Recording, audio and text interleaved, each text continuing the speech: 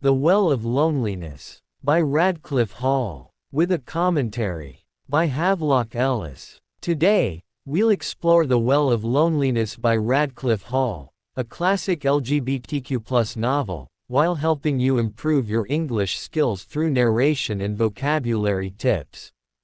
Chapter 9. 1. Sir Philip and his daughter had a new common interest. They could now discuss books and the making of books and the feel and the smell and the essence of books. A mighty bond this, and one full of enchantment. They could talk of these things with mutual understanding. They did so for hours in the father's study, and Sir Philip discovered a secret ambition that had lain in the girl like a seed in deep soil, and he, the good gardener of her body and spirit, hoed the soil and watered this seed of ambition. Stephen would show him her queer compositions, and would wait very breathless and still while he read them. Then one evening he looked up and saw her expression, and he smiled. "So that's it, you want to be a writer. Well, why not? You've got plenty of talent, Stephen. I should be a proud man if you were a writer." After which their discussions on the making of books held an even more vital enchantment. But Anna came less and less often to the study, and she would be sitting alone and idle. Huddle, upstairs at work in the schoolroom, might be swatting at her Greek to keep pace with Stephen, but Anna would be sitting with her hands in her lap in the vast drawing room so beautifully proportioned, so restfully furnished in old polished walnut, so redolent of beeswax and orris root and violets. All alone in its vastness would Anna be sitting, with her white hands folded and idle. A lovely and most comfortable woman she had been, and still was, in spite of her gentle aging, but not learned, oh, no, very far from learned. That, indeed, was why Sir Philip had loved her. That was why he had found her so infinitely restful. That was why he still loved her after very many years. Her simplicity was stronger to hold him than learning. But now Anna went less and less often to the study. It was not that they failed to make her feel welcome, but rather that they could not conceal their deep interest in subjects of which she knew little or nothing. What did she know of or care for the classics? What interest had she in the works of Erasmus? Her theology needed no erudite discussion. Her philosophy consisted of a home swept and garnished, and as for the poets, she liked simple verses. For the rest her poetry lay in her husband. All this she well knew and had no wish to alter, yet lately there had come upon Anna an aching, a tormenting aching that she dared give no name to. It nagged at her heart when she went to that study and saw Sir Philip together with their daughter, and knew that her presence contributed nothing to his happiness when he sat reading to Stephen. Staring at the girl she would see the strange resemblance, the invidious likeness of the child to the father. She would notice their movements so grotesquely alike. Their hands were alike, they made the same gestures, and her mind would recoil with that nameless resentment, the while she reproached herself, penitent and trembling. Yet penitent and trembling though Anna might be, she would sometimes hear herself speaking to Stephen in a way that would make her feel secretly ashamed. She would hear herself covertly, cleverly jibing, with such skill that the girl would look up at her bewildered, with such skill that even Sir Philip himself could not well take exception to what she was saying. Then, as like as not, she would laugh if off lightly, as though all the time she had only been jesting, and Stephen would laugh too, a big, friendly laugh. But Sir Philip would not laugh, and his eyes would seek Anna's. Questioning, amazed, incredulous and angry. That was why she now went so seldom to the study when Sir Philip and his daughter were together. But sometimes, when she was alone with her husband, Anna would suddenly cling to him in silence. She would hide her face against his hard shoulder, clinging closer and closer, as though she were frightened, as though she were afraid for this great love of theirs. He would stand very still, forbearing to move, forbearing to question, for why should he question? He knew already, and she knew that he knew. Yet neither of them spoke it, this most unhappy thing, and their silence spread round them like a poisonous miasma. The spectre that was Stephen would seem to be watching, and Sir Philip would gently release himself from Anna, while she, looking up, would see his tired eyes, not angry any more, only very unhappy. She would think that those eyes were pleading, beseeching. She would think, he's pleading with me for Stephen. Then her own eyes would fill with tears of contrition, and that night she would kneel long in prayer to her Maker. Give me peace, she would entreat, and enlighten my spirit, so that I may learn how to love my own child. 2. Sir Philip looked older now than his age, and seeing this, Anna could scarcely endure it. Everything in her cried out in rebellion so that she wanted to thrust back the years, to hold them at bay with her own weak body. Had the years been an army of naked swords, she would gladly have held them at bay with her body. He would constantly now remain in his study right into the early hours of the morning. This habit of his had been growing on him lately, and Anna, waking to find herself alone, and feeling uneasy, would steal down to listen. Backwards and forwards, backwards and forwards.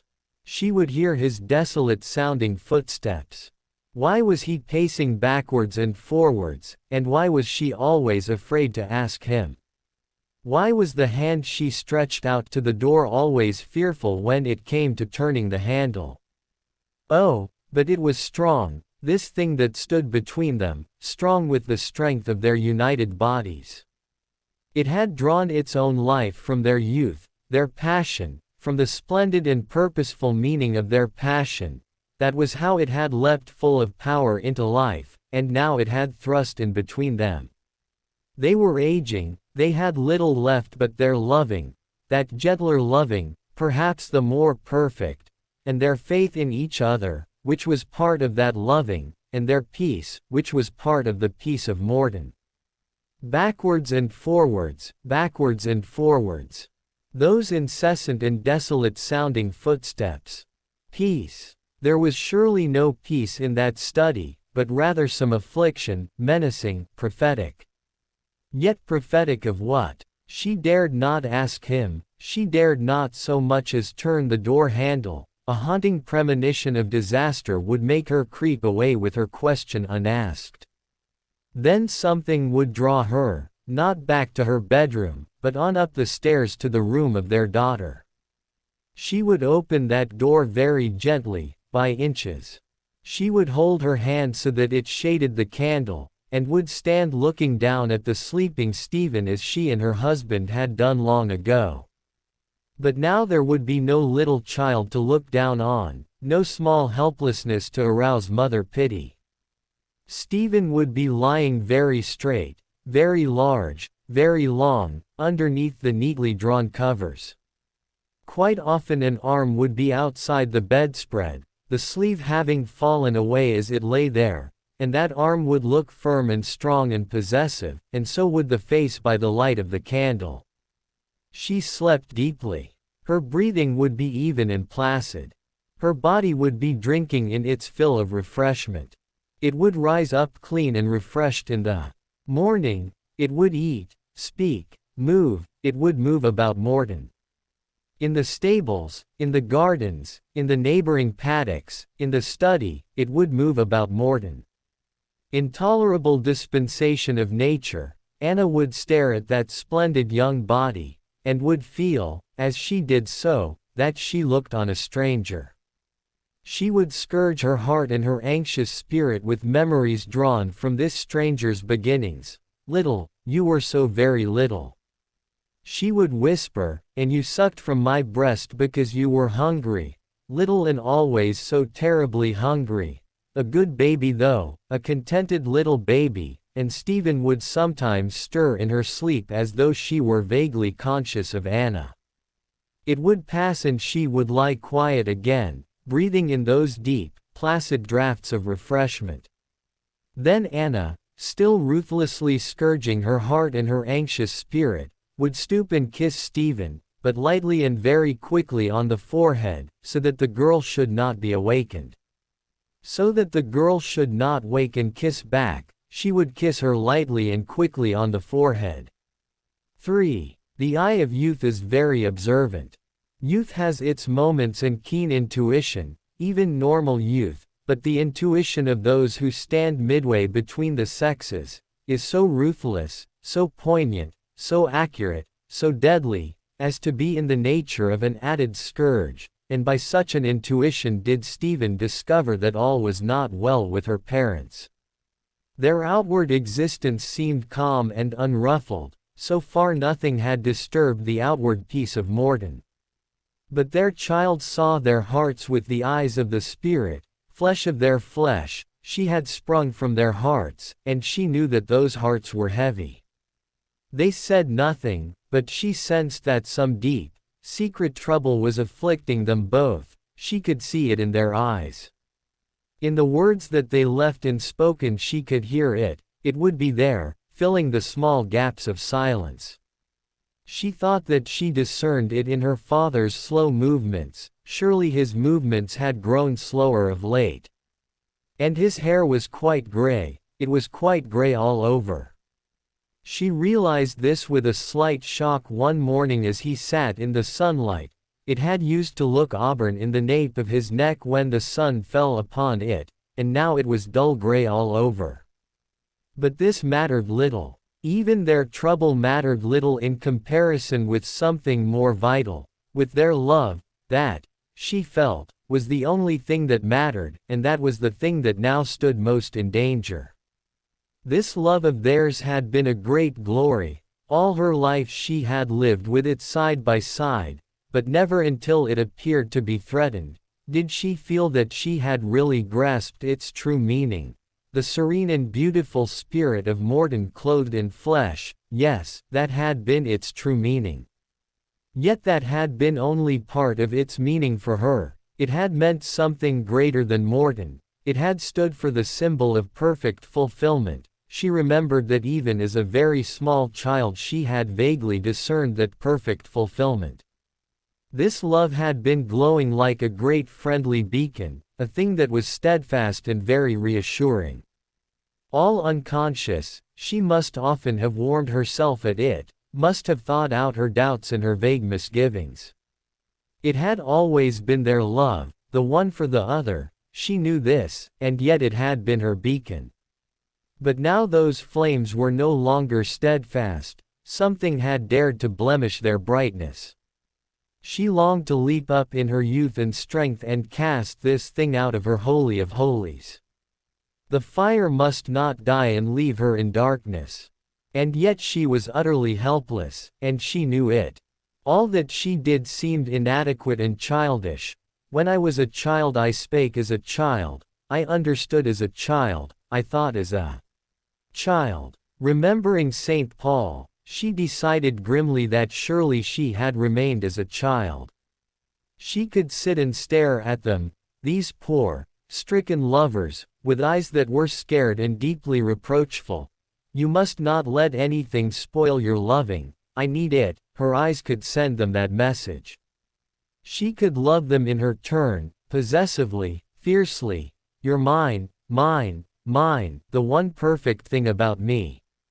You're one and you're mine, I'm frightened, I need you. Her thoughts could send them that message. She could start to caress them, awkwardly, shyly, stroking their hands with her strong, bony fingers, first his hand, then hers, then perhaps both together, so that they smiled in spite of their trouble. But she dared not stand up before them accusing, and say, I'm Stephen, I'm you, for you bred me. You shall not fail me by failing yourselves. I've a right to demand that you shall not fail me. No, she dared not stand up and speak such words as these, she had never demanded anything from them. Sometimes she would think them quietly over as two fellow creatures whom chance had made her parents. Her father, her mother, a man, a woman, and then she would be amazed to discover how little she knew of this man and this woman.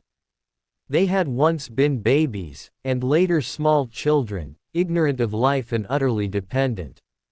That seemed so curious, ignorant of life, her father utterly weak and dependent. They had come to adolescence even as she had, and perhaps at times they too had felt unhappy. What had their thoughts been, those thoughts that lie hidden, those nebulous misgivings that never get spoken? Had her mother shrunk back resentful, protesting, when the seal of her womanhood had been stamped upon her? Surely not, for her mother was somehow so perfect, that all that befell her must in its turn be perfect. Her mother gathered nature into her arms and embraced it as a friend, as a well-loved companion. But she, Stephen, had never felt friendly like that, which must mean, she supposed, that she lacked some fine instinct. There had been those young years of her mother's in Ireland. She spoke of them sometimes but only vaguely, as though they were now very far away, as though they had never seriously counted. And yet she had been lovely, lovely Anna Malloy, much admired, much loved and constantly courted, and her father, he too had been in the world, in Rome, in Paris, and often in London. He had not lived much at Morton in those days, and how queer it seemed, there had been a time when her father had actually not known her mother. They had been completely unconscious of each other. He for 29 years, she for just over 20, and yet all the while had been drawing together, in spite of themselves, always nearer together. Then had come that morning away in County Clare, when those two had suddenly seen each other, and had known from that moment the meaning of life, of love, just because they had seen each other. Her father spoke very seldom of such things, but this much he had told her. It had all grown quite clear. What had it felt like when they realized each other? What did it feel like to see things quite clearly, to know the innermost reason for things? Morton, her mother had come home to Morton, to wonderful, gently enfolding Morton. She had passed for the first time through the heavy white doorway under the shining semicircular fanlight. She had walked into the old square hall with its bearskins, and its pictures of funny, dressed-up looking Gordons, the hall with the whip rack where Stephen kept her whips, the hall with the beautiful iridescent window that looked over the lawns and herbaceous borders. Then, perhaps hand in hand, they had passed beyond the hall, her father a man, her mother a woman, with their destiny already upon them, and that destiny of theirs had been Stephen. 10 years. For 10 years they had just had each other and Morton, surely wonderful years. But what had they been thinking about all those years? Had they perhaps thought a little about Stephen? Oh, but what could she hope to know of these things, their thoughts, their feelings, their secret ambitions, she, who had not even been conceived, she, who had not yet come into existence? They had lived in a world that her eyes had not looked on. Days and nights had slipped into the weeks, months and years. Time had existed, but she, Stephen, had not. They had lived through that time. It had gone to their making. Their present had been the result of its travail, had sprung from its womb as she from her mother's, only she had not been a part of that travail, as she had been a part of her mother's. Hopeless. And yet she must try to know them, these two, every inch of their hearts, of their minds, and knowing them, she must then try to guard them. But him first, oh, him first. She did not ask why, she only knew that because she loved him as she did, he would always have to come first. Love was simply like that, it just followed its impulse and asked no questions, it was beautifully simple.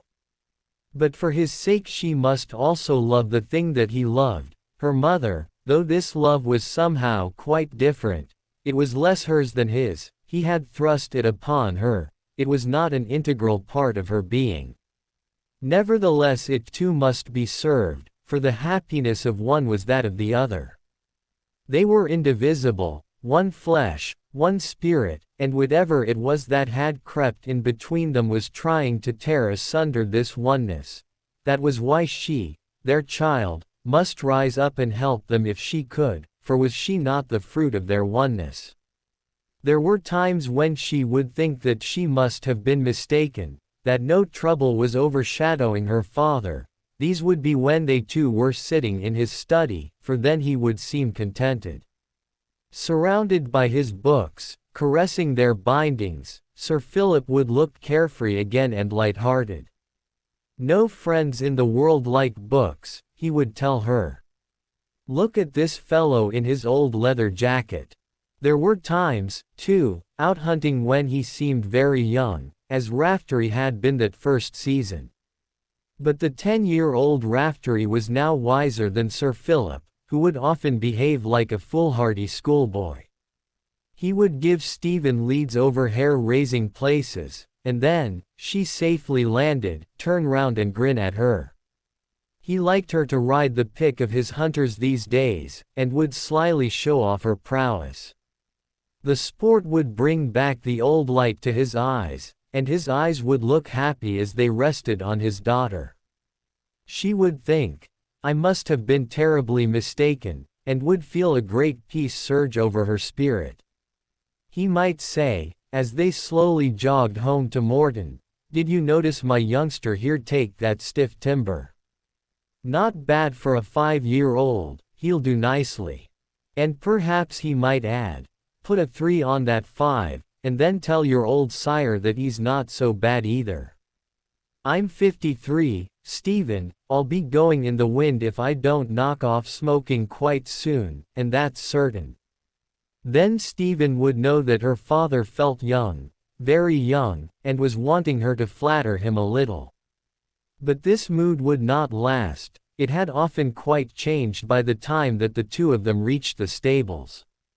She would notice with a sudden pain in her heart that he stooped when he walked, not much yet, but a little. And she loved his broad back, she had always loved it, a kind, reassuring protective back. Then the thought would come that perhaps its great kindness had caused it to stoop as though bearing a burden, and the thought would come, he is bearing a burden, not his own, it's someone else's, but whose? Chapter 10. 1. Christmas came and with it the girl's 18th birthday, but the shadows that clung round her home did not lessen, nor could Stephen, groping about in those shadows, find a way to win through to the light.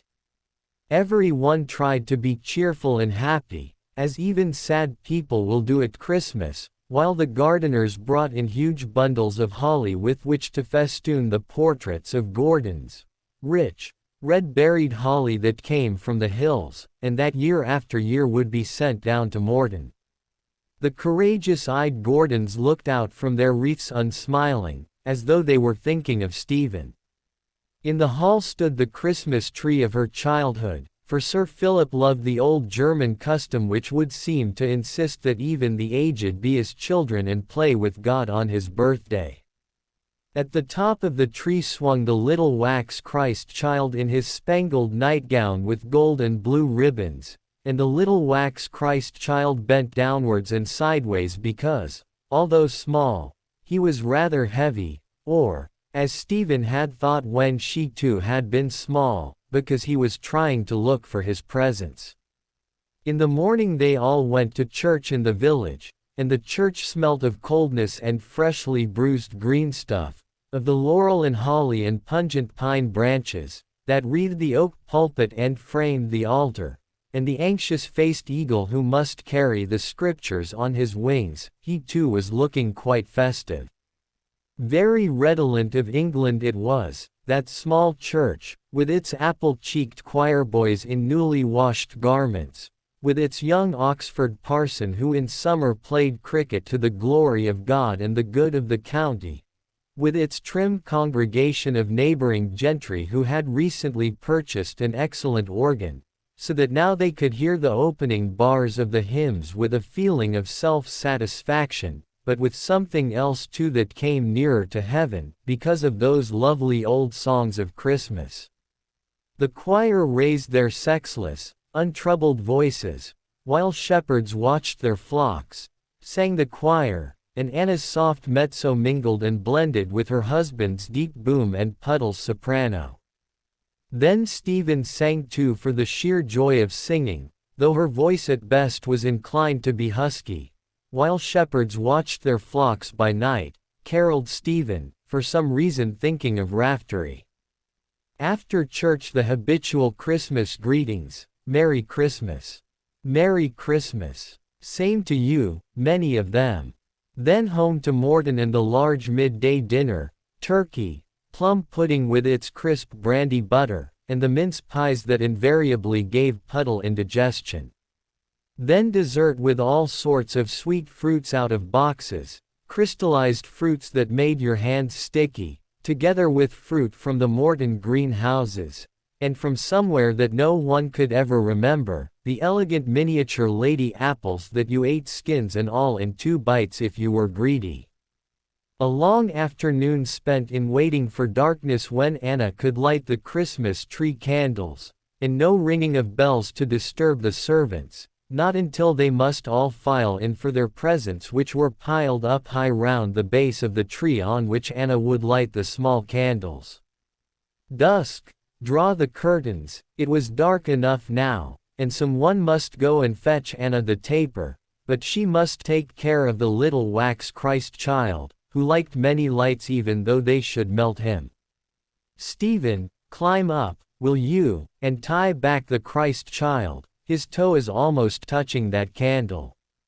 Then Anna applying the long lighted taper from branch to branch, very slowly and gravely, as though she accomplished some ritual, as though she herself were a ministering priestess, Anna very slender and tall in a dress whose soft folds swept her limbs and lay round her ankles. Ring 3 times, will you, Philip? I think they're all lighted. No, wait, all right now, I'd missed the top candle. Stephen, begin to sort out the presents, please, dear, your father's just rung for the servants. Oh, and Puddle, you might push over the table, I may need it. No, not that one, the table by the window. A subdued sound of voices, a stifled giggle. The servants filing in through the green baize door, and only the butler and footman familiar in appearance, the others all strangers, in mufti.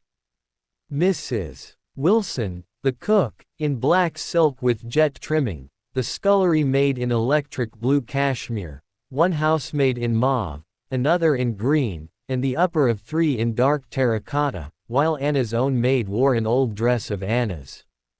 Then the men from outside, from the gardens and stables, men bareheaded who were usually seen in their caps, old Williams displaying a widening bald patch, and wearing tight trousers instead of his breeches, old Williams walking stiffly because his new suit felt like cardboard, and because his white collar was too high, and because his hard, made-up black bow would slip crooked. The grooms and the boys, all exceedingly shiny from their neatly oiled heads to their well-polished noses, the boys very awkward, short-sleeved and rough-handed, shuffling a little because trying not to. And the gardeners led in by the grave Mr.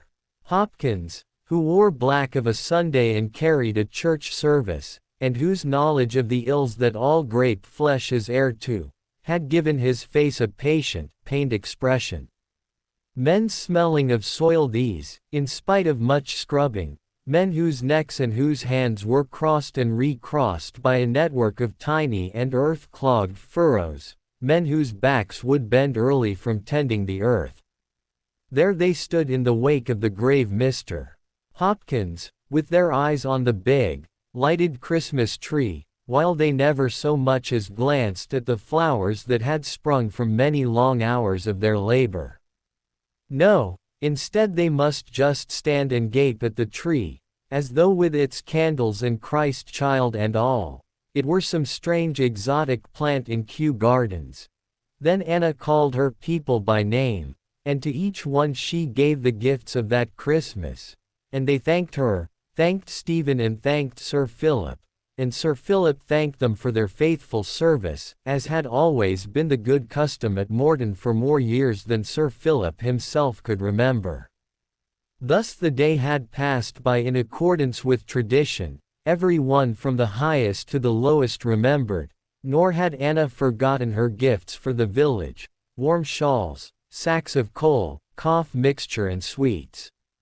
Sir Philip had sent a cheque to the vicar, which would keep him for a long time in cricketing flannels, and Stephen had carried a carrot to Raftery and 2 lumps of sugar to the fat, aged Collins, who because he was all but blind of one eye, had bitten her hand in place of his sugar.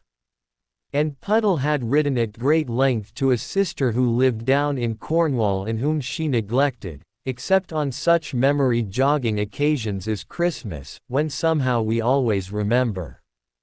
And the servants had gorged themselves to repletion, and the hunters had rested in their hay-scented stables, while out in the fields, sea-gulls, come far inland, had feasted in their turn on humbler creatures, grubs and slugs, and other unhappy small fry, much relished by birds and hated by farmers. Night closed down on the house, and out of the darkness came the anxious young voices of village schoolchildren.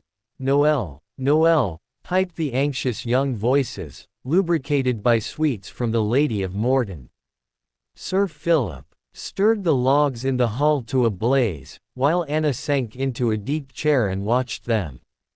Her hands that were wearied by much ministration, lay over the arms of the chair in the firelight, and the firelight sought out the rings on her hands, and it played with the whiter flames in her diamonds. Then Sir Philip stood up, and he gazed at his wife, while she stared at the logs not appearing to notice him, but Stephen, watching in silence from her corner, seemed to see a dark shadow that stole in between them. Beyond this her vision was mercifully dim, otherwise she must surely have recognized that shadow. 2. On New Year's Eve Mrs. Antrim gave a dance in order, or so she said, to please Violet, who was still rather young to attend the hunt balls, but who dearly loved gaiety, especially dancing. Violet was plump, pert and adolescent, and had lately insisted on putting her hair up. She liked men, who in consequence always liked her, for like begets like when it comes to the sexes, and Violet was full of what people call allure, or in simpler language, of sexual attraction. Roger was home for Christmas from Sandhurst, so that he would be there to assist his mother. He was now nearly 20, a good-looking youth with a tiny mustache which he tentatively fingered. He assumed the grand air of the man of the world who has actually weathered about 19 summers. He was hoping to join his regiment quite soon, which greatly augmented his self-importance. Could Mrs. Antrim have ignored Stephen Gordon's existence, she would almost certainly have done so. She disliked the girl, she had always disliked her. What she called Stephen's queerness aroused her suspicion. She was never quite clear as to what she suspected, but felt sure that it must be something outlandish. A young woman of her age to ride like a man, I call it preposterous, declared Mrs. Antrim. It can safely be said that Stephen at 18 had in no way outgrown her dread of the Antrims. There was only one member of that family who liked her, she knew, and that was the small, henpecked colonel. He liked her because, a fine horseman himself, he admired her skill and her courage out hunting. "It's a pity she's so tall, of course," he would grumble, "but she does know a horse and how to stick on one. Now my children might have been brought up at Margate, they're just about fitted to ride the beach donkeys." But Colonel Antrim would not count at the dance, indeed in his own house he very seldom counted. Stephen would have to endure Mrs. Antrim and Violet, and then Roger was home from Sandhurst. Their antagonism had never quite died, perhaps because it was too fundamental. Now they covered it up with a cloak of good manners, but these two were still enemies at heart, and they knew it. No, Stephen did not want to go to that dance, though she went in order to please her mother. Nervous, awkward and apprehensive, Stephen arrived at the antrums that night, little thinking that fate, the most expert of tricksters, was waiting to catch her just round the corner. Yet so it was, for during that evening Stephen met Martin and Martin met Stephen, and their meeting was great with portent for them both, though neither of them could know it. It all happened quite simply as such things will happen. It was Roger who introduced Martin Hallam. It was Stephen who explained that she danced very badly. It was Martin who suggested that they sit out their dances. Then, how quickly it occurs if the thing is predestined, they suddenly knew that they liked each other, that some chord had been struck to a pleasant vibration, and this being so they sat out many dances, and they talked for quite a long while that evening. Martin lived in British Columbia, it seemed, where he owned several farms and a number of orchards. He had gone out there after the death of his mother, for 6 months, but had stayed on for love of the country. And now he was having a holiday in England. That was how he had got to know young Roger Antrim. They had met up in London and Roger had asked him to come down for a week, and so here he was, but it felt almost strange to be back again in England. Then he talked of the vastness of that new country that was yet so old, of its snow-capped mountains, of its canyons and gorges, of its deep, princely rivers, of its lakes, above all of its mighty forests. And when Martin spoke of those mighty forests, his voice changed, it became almost reverential, for this young man loved trees with a primitive instinct, with a strange and inexplicable devotion. Because he liked Stephen he could talk of his trees, and because she liked him she could listen while he talked, feeling that she too would love his great forests.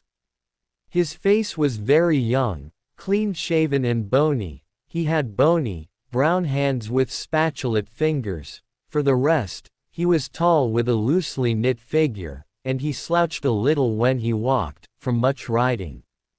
But his face had a charming quality about it, especially when he talked of his trees. It glowed, it seemed to be inwardly kindled, and it asked for a real and heartfelt understanding of the patience and the beauty and the goodness of trees. It was eager for your understanding. Yet in spite of this touch of romance in his makeup, which he could not keep out of his voice at moments, he spoke simply, as one man will speak to another, very simply, not trying to create an impression. He talked about trees as some men talk of ships, because they love them and the element they stand for. And Stephen, the awkward, the bashful, the tongue-tied, heard herself talking in her turn, quite freely, heard herself asking him endless questions about forestry, farming and the care of vast orchards, thoughtful questions, unromantic but apt, such as one man will ask of another. Then Martin wished to learn about her, and they talked of her fencing, her studies, her riding, and she told him about Raftery who was named for the poet. And all the while she felt natural and happy because here was a man who was taking her for granted, who appeared to find nothing eccentric about her or her tastes, but who quite simply took her for granted.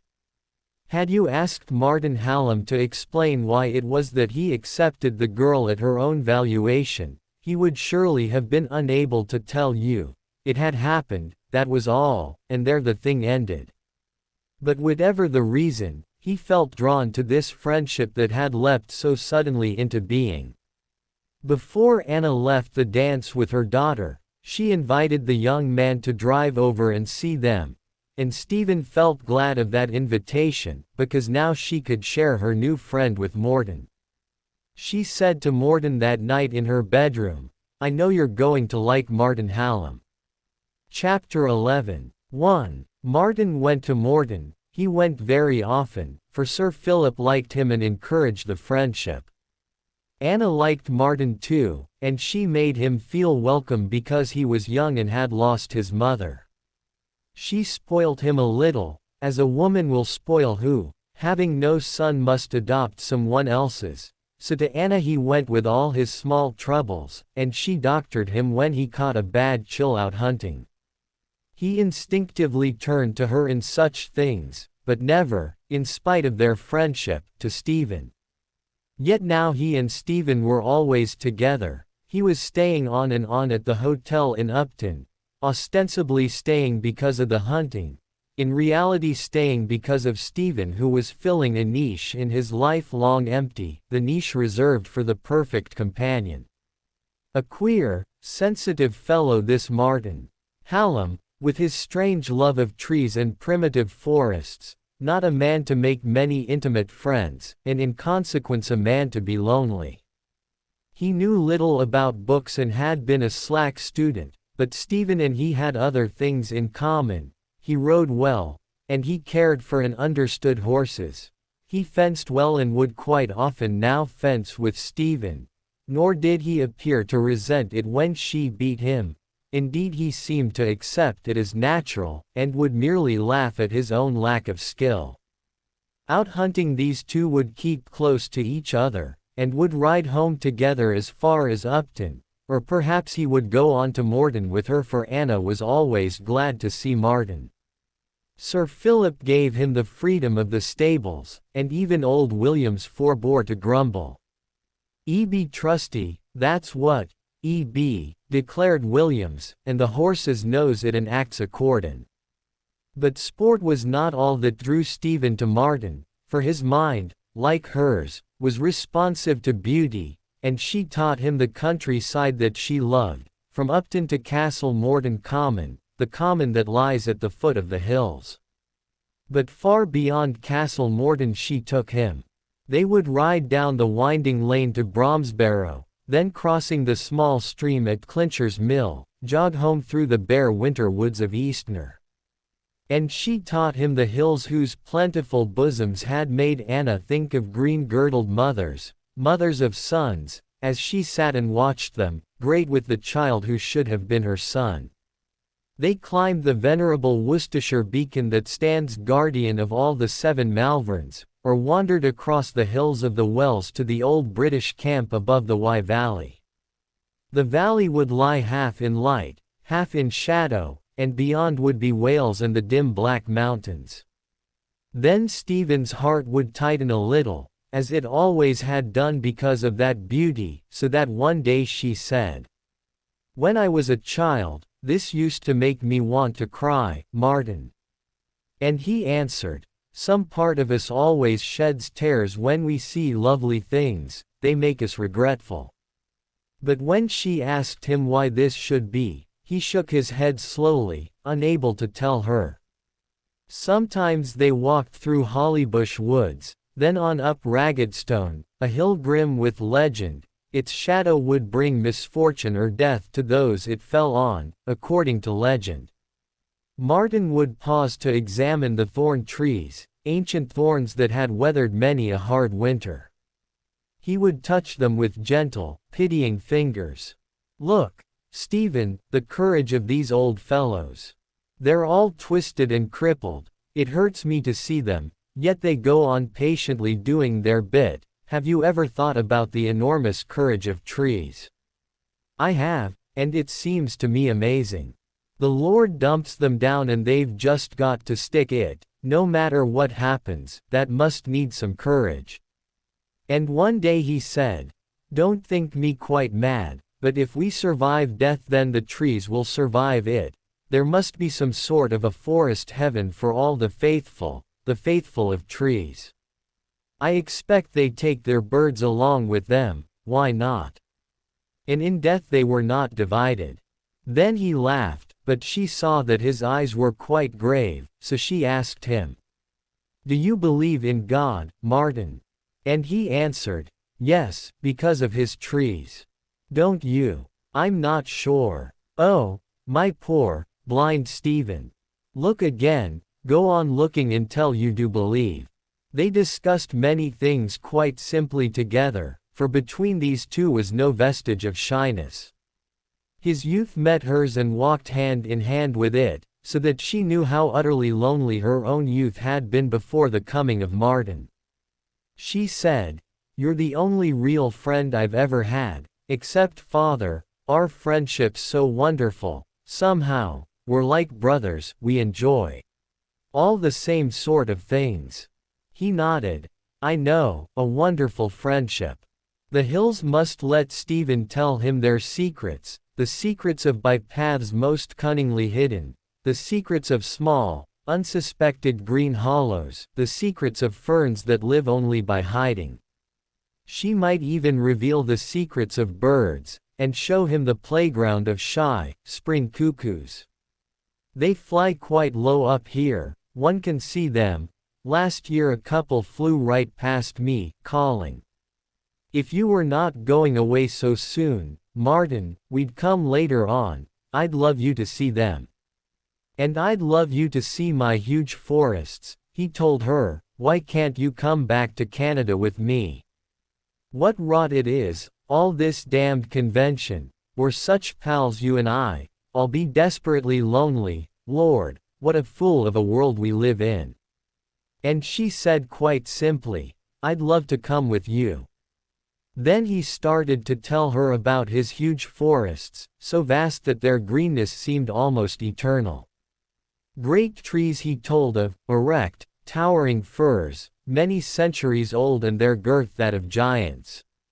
And then there were all the humbler tree folk whom he spoke of as friends that were dear and familiar, the hemlocks that grow by the courses of rivers, in love with adventure and clear running water, the slender white spruces that border the lakes, the red pines, that glow like copper in the sunset.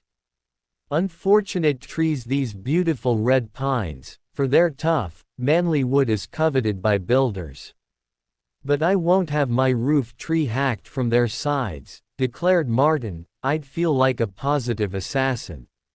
Happy days spent between the hills and the stables, happy days for these two who had always been lonely until now, and now this wonderful friendship. There had never been anything like it for Stephen. Oh, but it was good to have him beside her, so young, so strong and so understanding. She liked his quiet voice with its careful accent, and his thoughtful blue eyes that moved rather slowly, so that his glance when it came slowly. Sometimes she would meet his glance halfway, smiling. She who had longed for the companionship of men, for their friendship, their goodwill, their toleration, she had it all now and much more in Martin, because of his great understanding. She said to Puddle one night in the schoolroom, "I've grown fond of Martin, isn't that queer after only a couple of months of friendship? But he's different somehow. When he's gone I shall miss him." And her words had the strangest effect on Puddle, who quite suddenly beamed at Stephen and kissed her. Puddle, who never betrayed her emotions, quite suddenly beamed at Stephen and kissed her. People gossiped a little because of the freedom allowed Martin and Stephen by her parents, but on the whole they gossiped quite kindly, with a great deal of smiling and nodding of heads. After all, the girl was just like other girls, they almost ceased to resent her. Meanwhile Martin continued to stay on in Upton, held fast by the charm and the strangeness of Stephen. Her very strangeness it was that allured him, yet all the while he must think of their friendship, not even admitting that strangeness. He deluded himself with these thoughts of friendship, but Sir Philip and Anna were not deluded.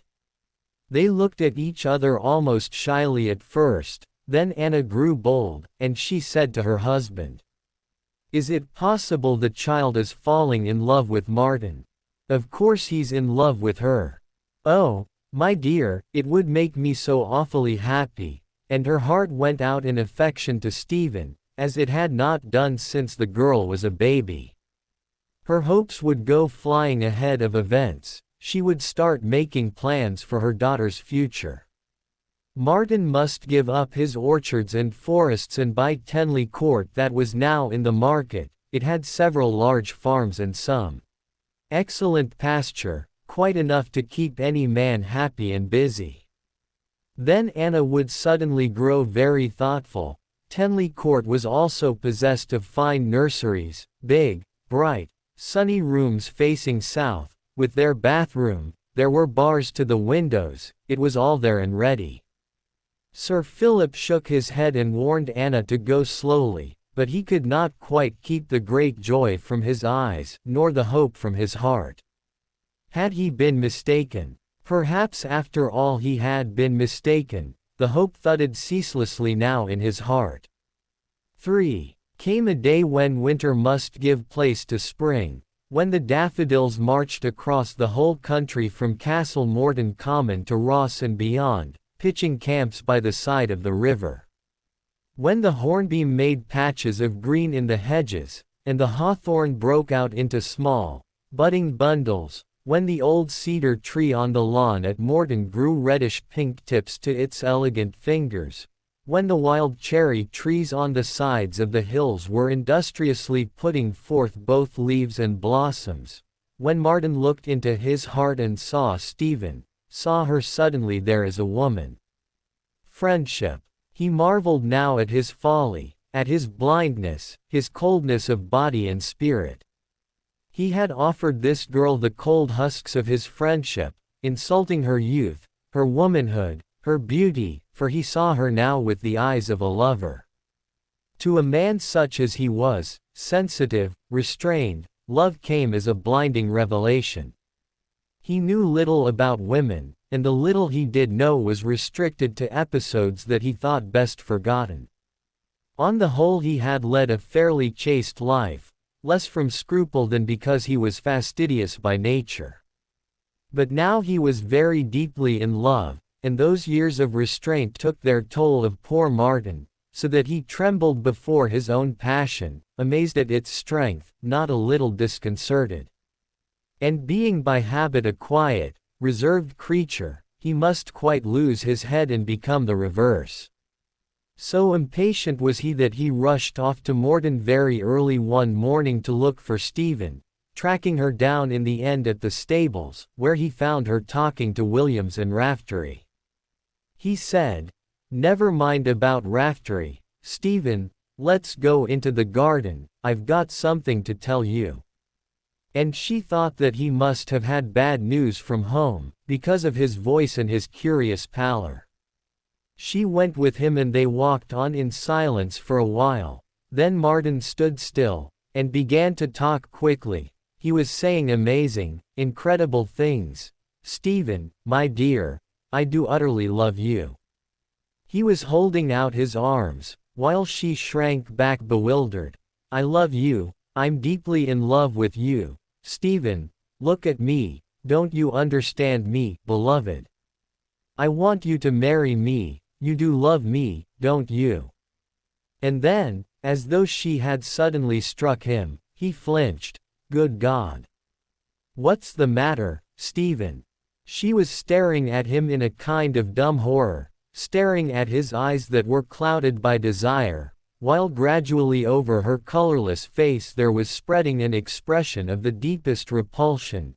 Terror and repulsion he saw on her face, and something else too, a look as of outrage. He could not believe this thing that he saw, this insult to all that he felt to be sacred. For a moment he in his turn, must stare, then he came a step nearer, still unable to believe. But at that she wheeled round and fled from him wildly, fled back to the house that had always protected. Without so much as a word she left him, nor did she once pause in her flight to look back. Yet even in this moment of headlong panic, the girl was conscious of something like amazement, amazement at herself, and she gasped as she ran, "It's Martin, Martin," and again, "It's Martin." He stood perfectly still until the trees hid her. He felt stunned, incapable of understanding. All that he knew was that he must get away, away from Stephen, away from Morton, away from the thoughts that would follow after. In less than 2 hours he was motoring to London. In less than 2 weeks he was standing on the deck of the steamer that would carry him back to his forests that lay somewhere beyond the horizon. Chapter 12. 1. No one questioned at Morton. They spoke very little. Even Anna forbore to question her daughter, checked by something that she saw in the girl's pale face. But alone with her husband she gave way to her misgivings, to her deep disappointment. It's heartbreaking, Philip. What's happened? They seemed so devoted to each other. Will you ask the child? Surely one of us ought to. Sir Philip said quietly, I think Stephen will tell me. And with that Anna had perforce to be content. Very silently Stephen now went about Morton, and her eyes looked bewildered and deeply unhappy. At night she would lie awake thinking of Martin, missing him, mourning him as though he were dead. But she could not accept this death without question, without feeling that she was in some way blameworthy. What was she, what manner of curious creature, to have been so repelled by a lover like Martin? Yet she had been repelled, and even her pity for the man could not wipe out that stronger feeling. She had driven him away because something within her was intolerant of that new aspect of Martin.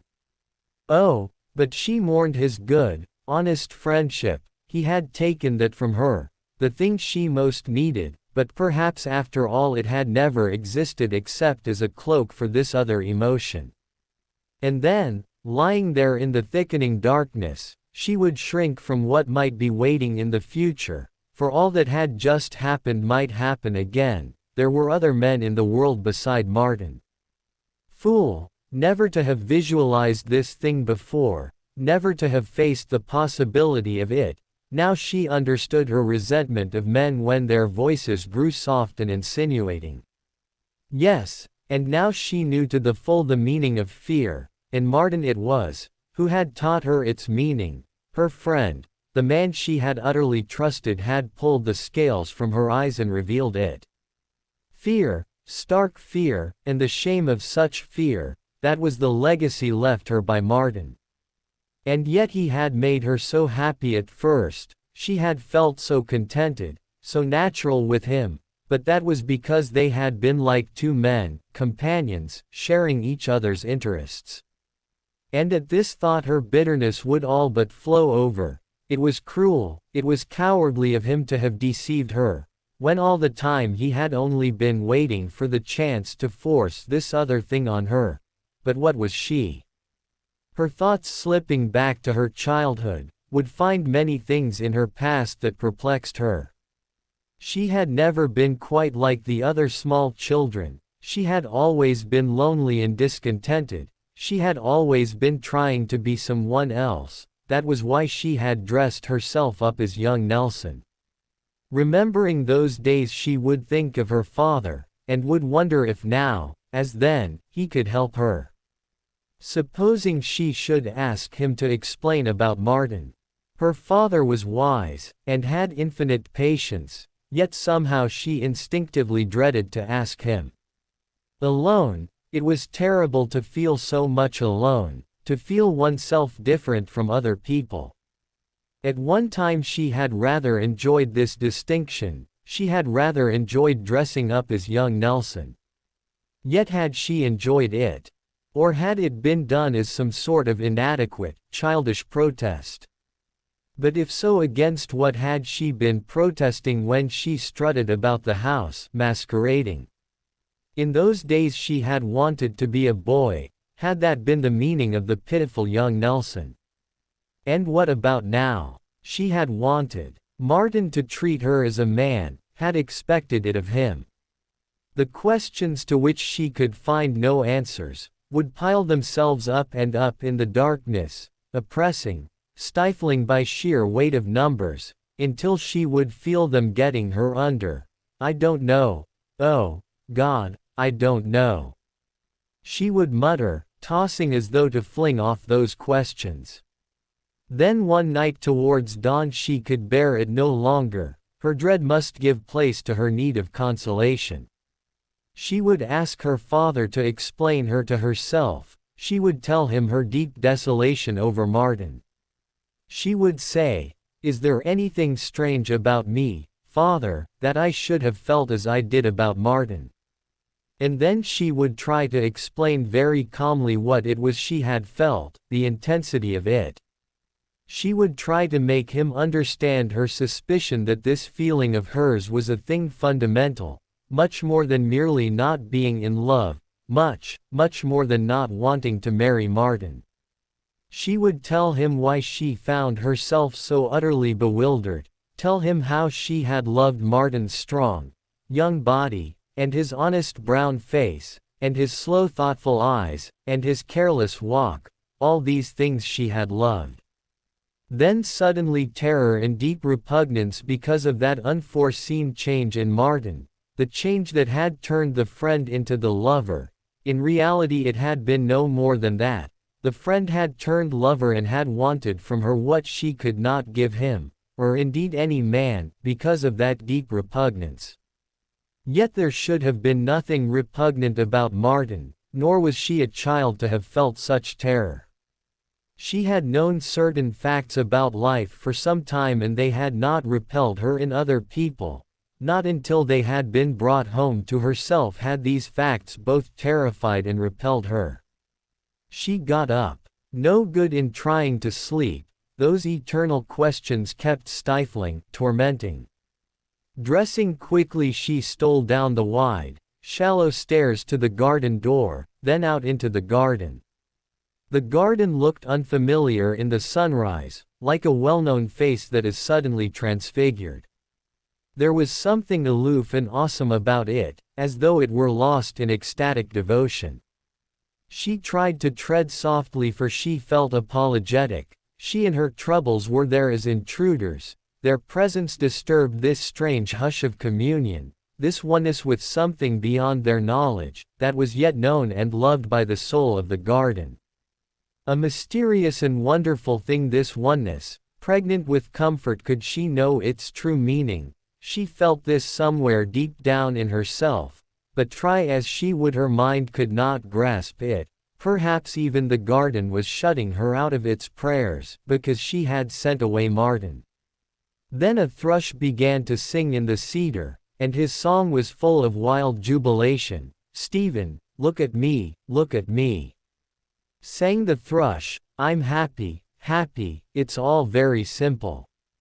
There was something heartless about that singing which only served to remind her of Martin. She walked on disconsolate, thinking deeply. He had gone, he would soon be back in his forests. She had made no effort to keep him beside her because he had wanted to be her lover. "Stephen, look at us, sang the birds, "we're happy, it's all very simple." Martin walking in dim, green places, she could picture his life away in the forests, a man's life, good with the goodness of danger, a primitive, strong, imperative thing, a man's life, the life that should have been hers, and her eyes filled with heavy, regretful tears, yet she did not quite know for what she was weeping. She only knew that some great sense of loss, some great sense of incompleteness possessed her, and she let the tears trickle down her face, wiping them off one by one with her finger. And now she was passing the old potting shed where Collins had lain in the arms of the footman. Choking back her tears she paused by the shed, and tried to remember the girl's appearance. Gray eyes, no, blue, and a roundabout figure, plump hands, with soft skin always puckered from soap suds, a housemaid's knee that had pained very badly. "See that dent? That's the water. It fair makes me sick." Then a queer little girl dressed up as young Nelson. "I'd like to be awfully hurt for you, Collins, the way that Jesus was hurt for sinners." The potting shed smelling of earth and dampness, sagging a little on one side, lopsided, Collins lying in the arms of the footman, Collins being kissed by him, wantonly, crudely, a broken flower pot in the hand of a child. Rage. Deep rage, a great anguish of spirit, blood on a face that was pale with amazement, very bright red blood that kept trickling and trickling. Flight, wild, inarticulate flight, away and away, anyhow, anywhere, the pain of torn skin, the rip of torn stockings. She had not remembered these things for years. She had thought that all this had been quite forgotten. There was nothing to remind her of Collins these days but a fat, half-blind and pampered old pony. Strange how these memories came back this morning. She had lain in bed lately trying to recapture the childish emotions aroused in her by Collins and had failed, yet this morning they came back quite clearly. But the garden was full of a new memory now. It was full of the sorrowful memory of Martin. She turned abruptly, and leaving the shed walked towards the lakes that gleamed faintly in the distance. Down by the lakes there was a sense of great stillness which the songs of the birds could in no way lessen, for this place had that curious stillness of spirit that seems to interpenetrate sound. A swan paddled about in front of his island, on guard, for his mate had a nest full of cygnets. From time to time he glanced crossly at Stephen, though he knew her quite well, but now there were cygnets. He was proud in his splendid, incredible whiteness, and paternity made him feel overbearing, so that he refused to feed from Stephen's hand although she found a biscuit in her pocket.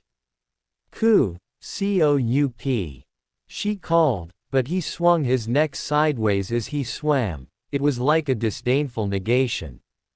"Perhaps he thinks I'm a freak," she mused grimly, feeling more lonely because of the swan.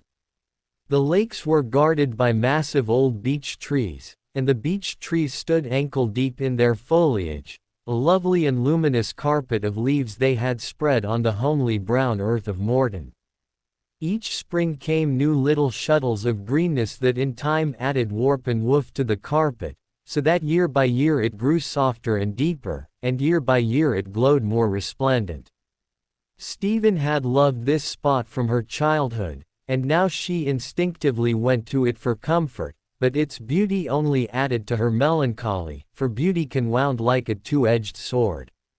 She could not respond to its stillness of spirit, since she could not lull her own spirit to stillness. She thought, "I shall never be one with great peace any more. I shall always stand outside this stillness. Wherever there is absolute stillness and peace in this world, I shall always stand just outside it." And as though these thoughts were in some way prophetic, she inwardly shivered a little. Then what must the swan do but start to hiss loudly, just to show her that he was really a father. "Peter," she reproached him, "I won't hurt your babies, can't you trust me? I fed you the whole of last winter."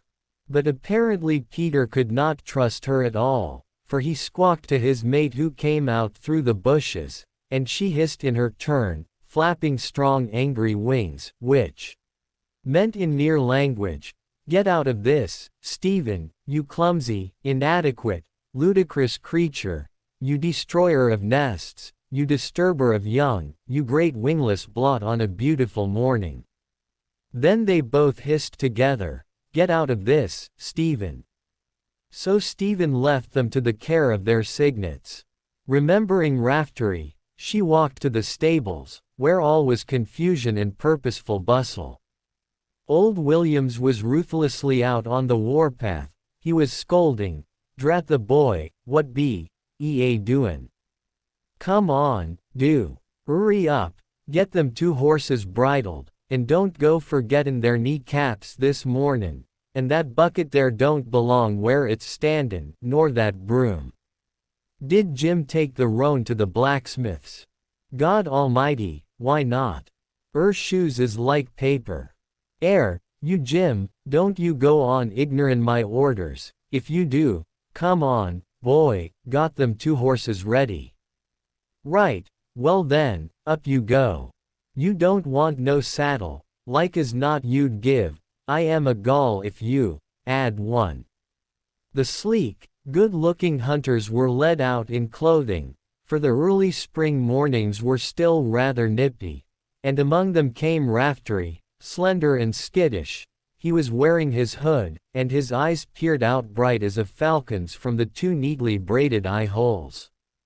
From a couple more holes in the top of his head dress, shot his small, pointed ears, which now worked with excitement. "Hold on," bellowed Williams, "what the l be you doin'? Quick, shorten, is bridle, not in a circus." And then seeing Stephen, "Beg pardon, Miss Stephen, but it'd be a fair crime not to lead that horse close, and I am all corned up until 'e's fair dancin'." They stood watching Raftery skip through the gates, then old Williams said softly, "'E do be a wonder, more nor 50-odd years, avenue I worked in the stables, and never no beast, avenue I loved like Raftery. But 'e's no common horse, 'e be some sort of Christian, and a better one too than a good few I knows on." And Stephen answered, "Perhaps he's a poet like his namesake. I think if he could write he'd write verses.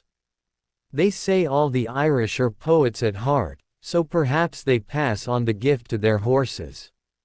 Then the two of them smiled, each a little embarrassed, but their eyes held great friendship the one for the other, a friendship of years now cemented by Raftery whom they loved, and small wonder, for assuredly never did more gallant or courteous horse step out of stable.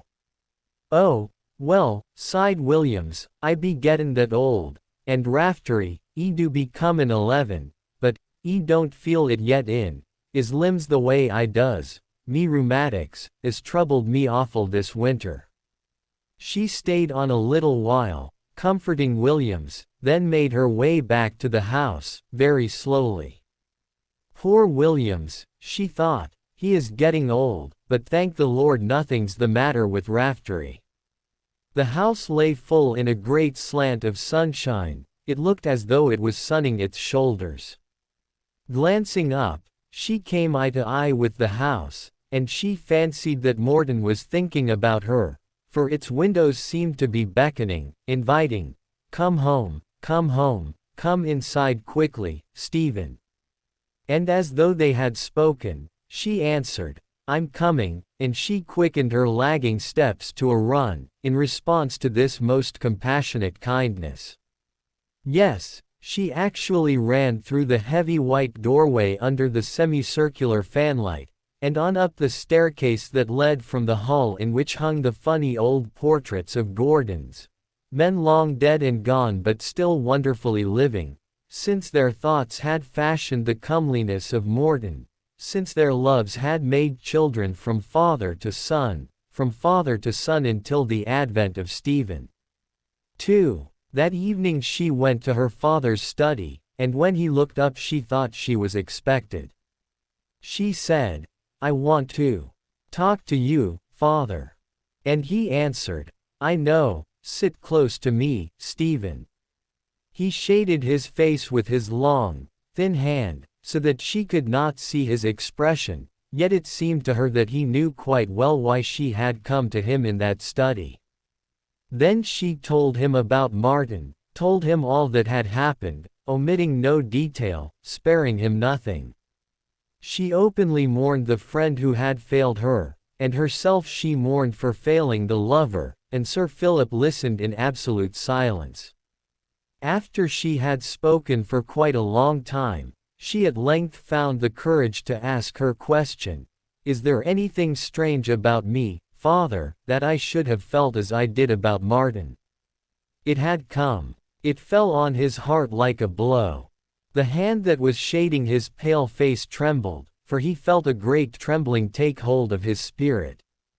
His spirit shrank back and cowered in his body, so that it dared not look out on Stephen. She was waiting, and now she was asking again, "Father, is there anything strange about me?